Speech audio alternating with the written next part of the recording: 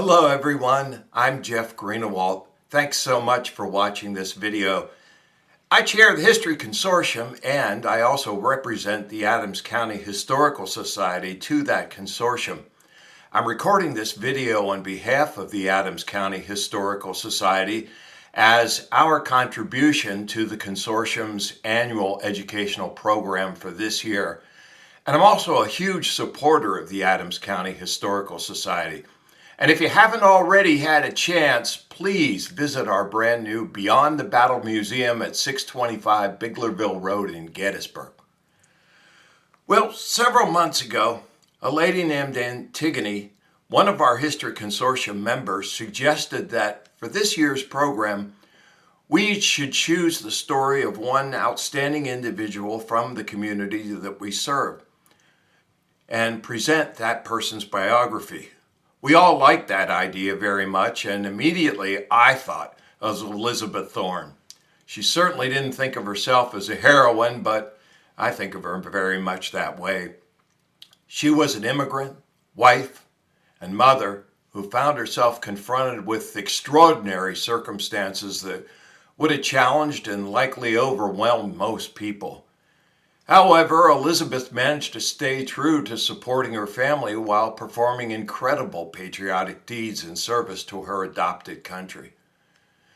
Now, one of the sources that I used in preparing this video is this book, Elizabeth Thorn of Gettysburg, the Wartime Caretaker of Evergreen Cemetery.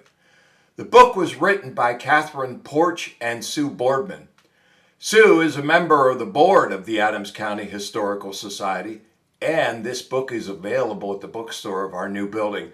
I highly recommend this book for more details about Elizabeth's life. Well, let's get started with Elizabeth's biography.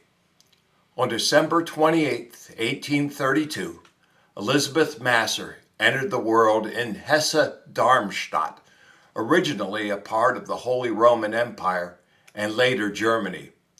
Now, as you can see from this 1837 map, Germany was not the country we think of today. German states were struggling to become a nation, and that would not happen until Otto von Bismarck masterminded unification in 1871. Elizabeth was the daughter of Catherine and John Masser. There exists little information that I could find about Elizabeth's childhood.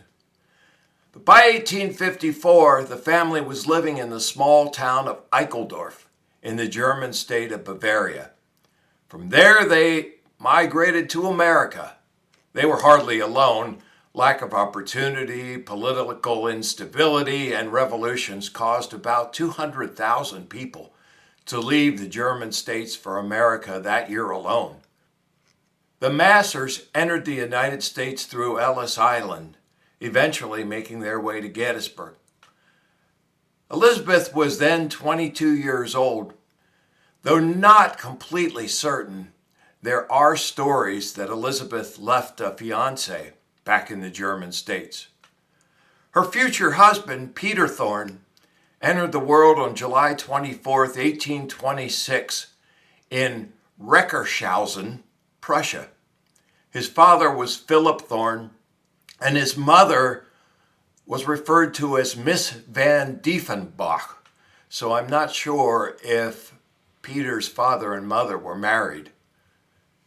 Peter left Fischbach, a small town in Bavaria, to come to America, and he arrived in New York in April of 1852. Peter was a mining engineer. He came to America to study copper mine feasibility in West Virginia. He first settled in Johnstown in western Pennsylvania. But whatever the circumstances were, things apparently didn't work out in West Virginia, so Peter joined the North American Mining Company to work on its copper mine in Gettysburg, Pennsylvania. Peter and Elizabeth met sometime shortly after they both arrived in Gettysburg. They began courting, and they were married on September 1st, 1855. That same day, the cornerstone for the gatehouse of the Evergreen Cemetery was laid.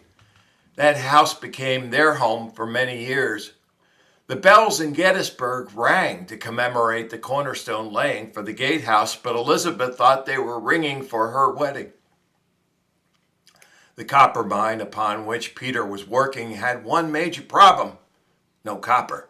The mine shaft filled with water soon after the mine opened, so the mine failed. And Peter needed a job if he was going to start a family. So in February of 1856, Peter became the keeper of the Evergreen Cemetery. Peter, Elizabeth, and her parents moved into the gatehouse. It was 2 rooms up and 2 rooms down, without an inside connection between the north and south parts of the gatehouse. Peter and Elizabeth moved into the north half of the gatehouse, and Elizabeth's parents lived in the south half. In addition to the use of the gatehouse as his home, Peter received a salary of $150 per year. So Elizabeth supplemented their income by doing housework for Captain John Myers. The Myers home was right next to the cemetery and later became the site of the Gettysburg homestead. In 1856, the Thorns' first child, Frederick, was born.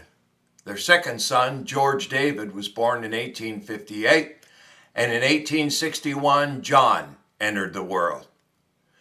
A family story exists that in 1856, after Frederick was born, Elizabeth's fiancé from Germany showed up at the gatehouse and tried to persuade her to leave with him. But she heard Frederick's crying and knew she had to stay. According to the story, Peter rewarded her loyalty by purchasing a new dress for her. Well, with his family growing, Peter purchased a lot of land on North Washington Street in Gettysburg and began to build a house. The Thorns planned to live in that house with Elizabeth's parents and their growing family, but never moved there. I don't know a reason why they never made that move, although there apparently was a rule that the person in charge of the cemetery had to live there, so perhaps they were not given permission to move and still keep the job, though it seems odd to me that the issue wouldn't have been resolved before Peter began construction. Well, Peter responded to the Civil War by enlisting for 3 years in August of 1862. By that time, the war was more than a year old. But Peter obviously was torn between his loyalty to his new country and his duty to his family. The establishment of a recruiting office in the store of George Arnold in downtown Gettysburg provided Peter and about 150 other residents of Adams County with the opportunity to address their guilt and enter the service of their country. Peter was 36 years old when he enlisted.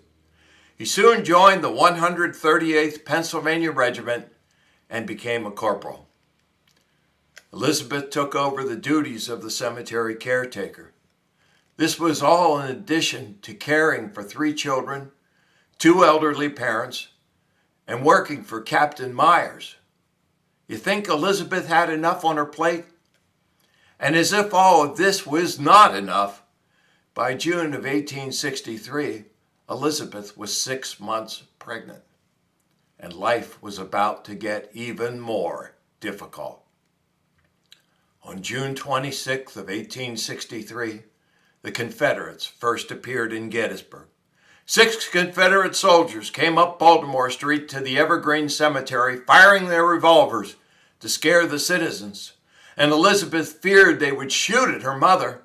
She was out in the cemetery working, so she headed for the gatehouse where her mother was. She found that the Confederates wanted bread, butter, and buttermilk, and Elizabeth's mother gave them all she had. While this was taking place, Elizabeth said, "Just then a rebel rode up the pike and had another horse beside his. The ones who were eating said to him, 'Oh, you have another one.' And the one who came up the pike said, 'Yes, the blank blank shot at me, but he did not hit me, and I shot at him and blowed him down like nothing. And here I got his horse, and he lays down the pike.'" The man in this picture was the man the Confederate was bragging about that he shot. This man's name was George Washington Sandow. Sandow was the first Union soldier killed at Gettysburg. He was not what we usually think of as a Union soldier. He did not go off traveling to distant battlefields. Instead, George was 20 years old when he responded to Pennsylvania Governor Andrew Curtin's call for emergency troops to meet the Confederate invasion. He enlisted in the 21st Pennsylvania Volunteer Cavalry on June 18, 1863, less than 2 weeks before the Battle of Gettysburg. I wonder what the reason was that George decided to enlist.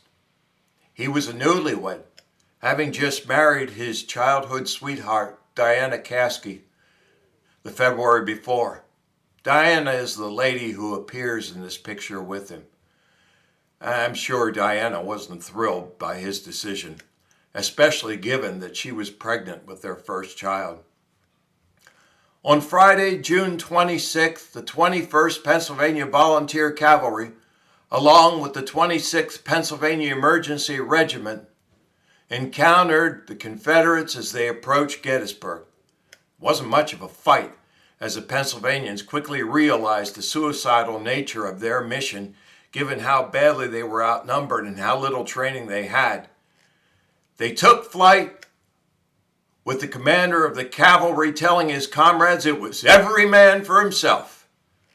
Sandow and a comrade named Nathaniel Leitner were attempting to get away when they encountered members of the 35th Battalion Virginia Cavalry near the Baltimore Pike, south of Gettysburg.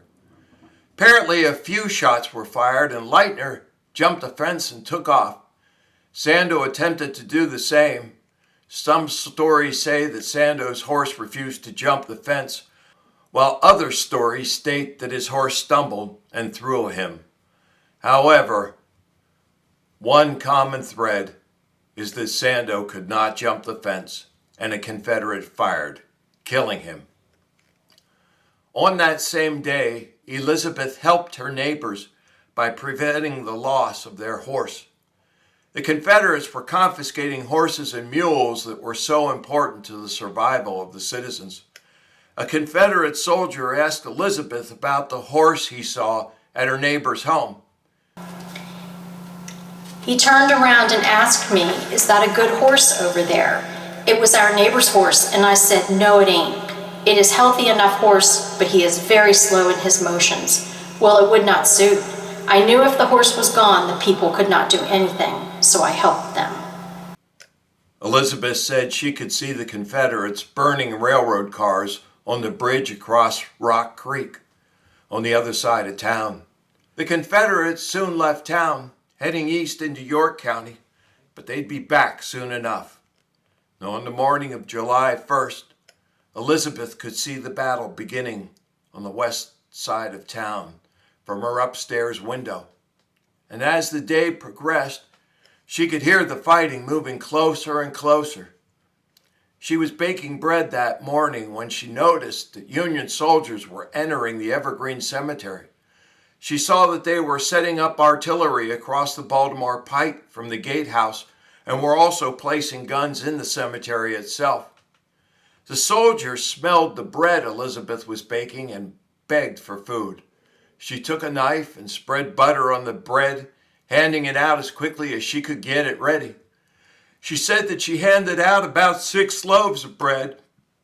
Then she informed the soldiers that she was saving 1 loaf for her family, but they begged for more, so she gave her final loaf to the soldiers. Water was the other commodity sought by so many of the soldiers, and Elizabeth had all of her glasses, tins, and tubs outside of the gatehouse and filled with water. Her sons helped to keep the water flowing. About their activities, Elizabeth said, All the time, our little boys were pumping and carrying water to fill the tubs. They handed water to the soldiers and worked and helped this way until their poor little hands were blistered and their bread I had given away on Friday. When the guns on the hill began to fire in the direction of the almshouse along the Harrisburg Pike, The gunners began to fear that they were hitting their own men. A Union officer came to the gatehouse looking for the man of the house who could show him the layout of the land so he could correct the artillery fire. Elizabeth thought her boys were too young, and she realized that her father was elderly and spoke little English. And of course, Peter was off in the Union Army, so he wasn't available. So she told the officer that she would go. He refused to take her at first, noting that she was pregnant. But she repeatedly assured him that she was not afraid and noticed that there was plenty of danger all around. And so what was the difference if she was here or out in the fields? But it wasn't until the third entreaty that the officer relented, and he let her go with him. The officer tried his best to shield Elizabeth with his horse. She thought he was one of General Howard's men, and as she walked with him, the other soldiers on the hill began to cheer for her, and a band struck up a tune in her honor. Later, after returning to the gatehouse, Elizabeth came back to the first floor to check on the progress of the battle and noticed that a shell had come through a window and lodged in the ceiling. A soldier asked Elizabeth if she would make supper for General Howard. She pointed out that she'd given all her bread away. She was out of yeast and what she needed to turn dough into bread, but she could make some dough cakes. That was the best she could do. And the soldier replied that that'd be good enough. Wanting to prepare a better supper, Elizabeth went to the home of Captain Myers, where she stored some meat. However, when she arrived at Captain Myers' house, she could not find any members of the family, and the house was full of wounded soldiers. Some of them appeared to Elizabeth to be dead. She was so upset by what she saw that she returned to the gatehouse without any meat. She did manage to scrape together a little bit of meat and some apple butter and a little bit of coffee. Now, the generals didn't show up shortly after she prepared this, about 8 o'clock. In fact, it wasn't until about midnight that Generals Howard, Slocum, and Sickles arrived at the gatehouse for dinner. And after dinner, Elizabeth asked General Howard if she and her family should leave the house. But he said it was probably better to stay. He promised that he would send word if there was danger requiring them to leave. He also offered to have his men carry any of their good things to the cellar for safekeeping. General Howard then told her, "If I give orders for you to leave the house, don't study about it. Go right away." About 4 a.m., Elizabeth, her family, and some neighbors went into the cellar of the gatehouse. I'm sure Elizabeth didn't get any sleep. About daybreak, there was a terrible exchange of artillery fire, and the door flew open with a soldier yelling that General Howard was ordering everyone to leave. They were not to try to take anything with them, but leave only with their children as quickly as possible. Elizabeth and her family headed south on the Baltimore Pike. She mentioned how an artillery shell landed just behind them. She said that they went about a half a mile down the pike before they began to feel weak and sick, and they were so hungry because they hadn't eaten anything the day before, and they were so scared when the battle commenced. Elizabeth said they stopped at the Schaefer farm, about a mile and a half outside of town, and a woman there just baked a loaf of bread, which she sold to Elizabeth for 25 cents. However, the bread was not fully baked, and it was impossible to eat.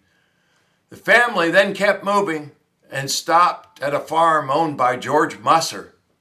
The family stayed there for the night. Musser home was full of wounded soldiers, and one of them wanted to sleep near Elizabeth's son because it reminded him of his own family. Once the rest of the family was settled, Elizabeth and her father tried to return to the gatehouse. This journey was extremely challenging. There were so many wounded and dead, they could not get near the gatehouse. But finally, a soldier helped them get home and down to the cellar where they had stored their good things. However, to their dismay, the cellar was full of wounded and their good things were scattered everywhere. Elizabeth described the scene that met them, with the wounded men crying so badly and going on that Elizabeth did not want anything. She said that the men called their wives and children to come and wet their tongues. And all Elizabeth and her father were able to do was retrieve one of Mrs. Masser Shaw's. Elizabeth's father discovered that the hogs were gone. I'm sure he found this very disconcerting since they relied on their livestock for survival. Elizabeth soon decided to move further out of town and got her family out of bed and moved to what she called Whitechurch. They were still very hungry, and they went to the home of Henry Beitler. Elizabeth and another woman searched the house for something to eat, but all they found was a barrel full of soap. However, they did eventually manage to find 2 crocks of milk nearby, but it wasn't nearly enough to feed the family. The soldiers had established a hospital at the farm, and it presented a horrible sight.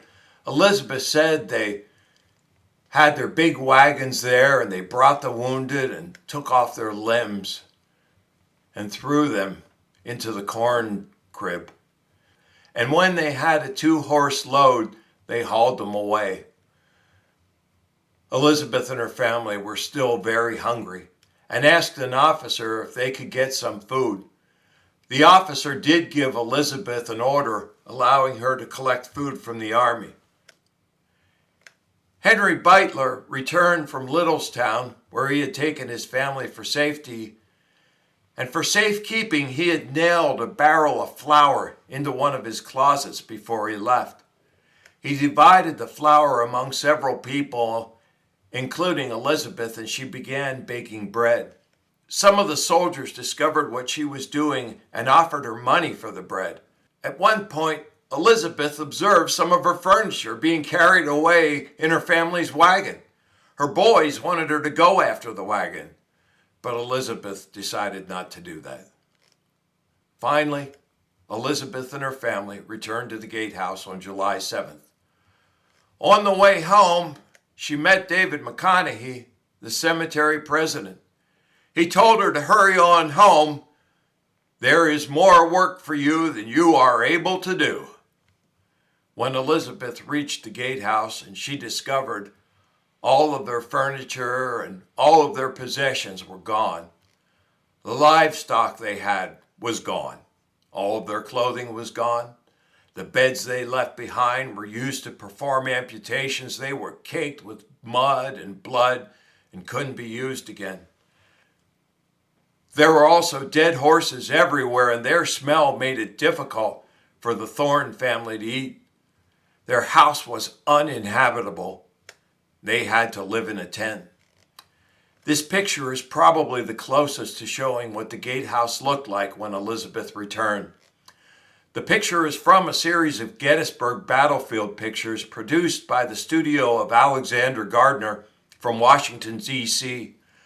Gardner was the first photographer to produce a series of Gettysburg battlefield pictures. This second picture of the Gettysburg Gatehouse, produced by the studio of Matthew Brady. And if you look closely, you will see a guard standing under the arch of the gatehouse. In spite of the horrible conditions Elizabeth found in their home, her clock continued to operate. One of General Howard's staff officers removed it from Elizabeth's parlor and hung it in the archway of the gatehouse.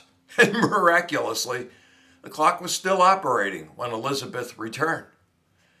This clock is now in our collection of artifacts at the Adams County Historical Society. Well, on top of all this loss and the fact that Elizabeth was 6 months pregnant, she received a note from David McConaughey informing her that she must bury the dead soldiers whose bodies littered the Evergreen Cemetery. Elizabeth and John Masser, her father, marked off graves and began digging. John was 65 years old, and Elizabeth was still wearing the same clothes she wore at the beginning of the battle. They attempted to get some help offering a high wage, But the two people who responded didn't last very long, given the horrible smells. So Elizabeth and her father buried more than 100 soldiers and received nothing more than the monthly caretaker salary of $13. All of this was in addition to the usual caretaker's tasks, including digging other graves and burying the dead from Gettysburg. Eventually, the remains of 50 soldiers that Elizabeth and her father buried were moved to the Soldiers' National Cemetery. The Thorns did eventually file a damage claim for $395, but after 20 years, they only received $41.50. In November, following the battle, Elizabeth delivered her fourth child, Rosa Meade Thorn, named after the Army of the Potomac's commanding general, George Meade.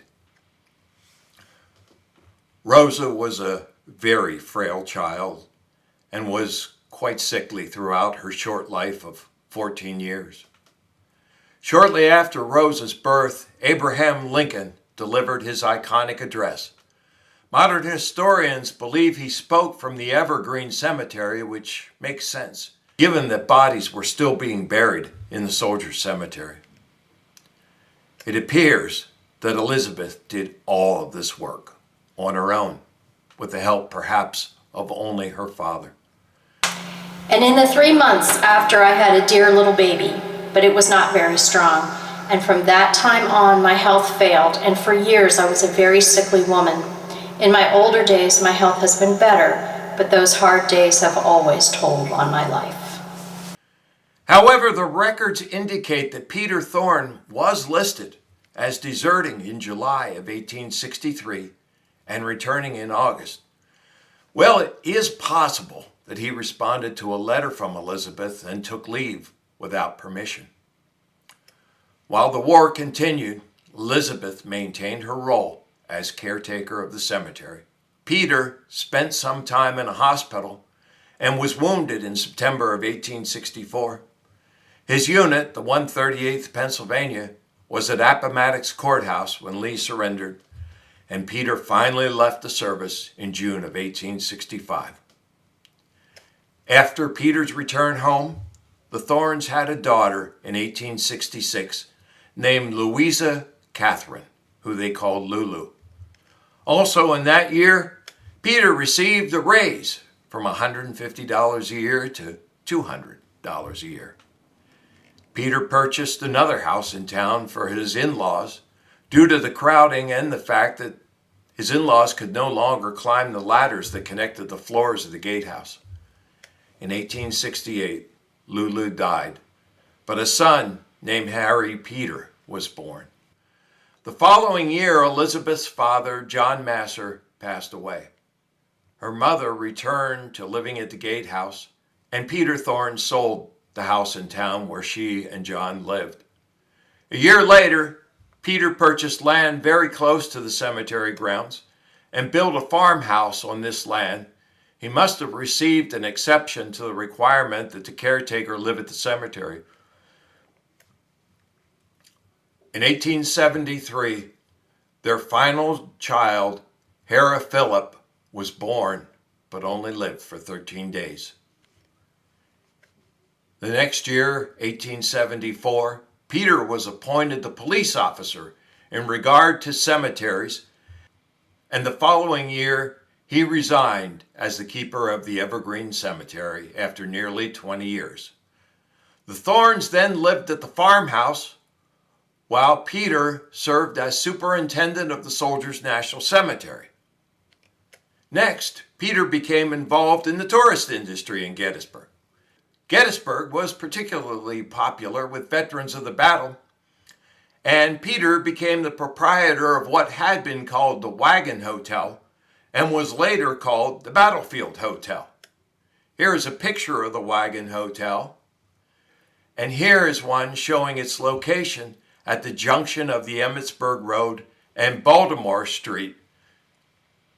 Being a veteran and a member of the Grand Army of the Republic, the primary veterans group for Union veterans after the war, Peter was able to appeal easily to his fellow veterans.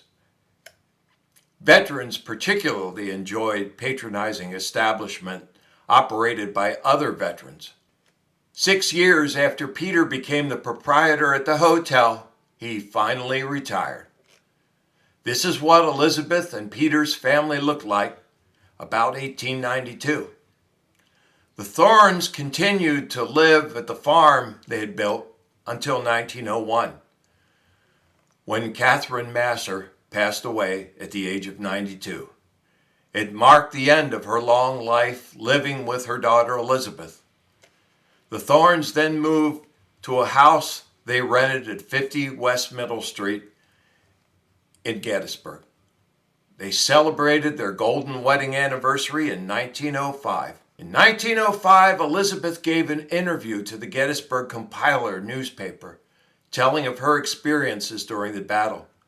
Many other Gettysburg residents also published their stories in the Compiler.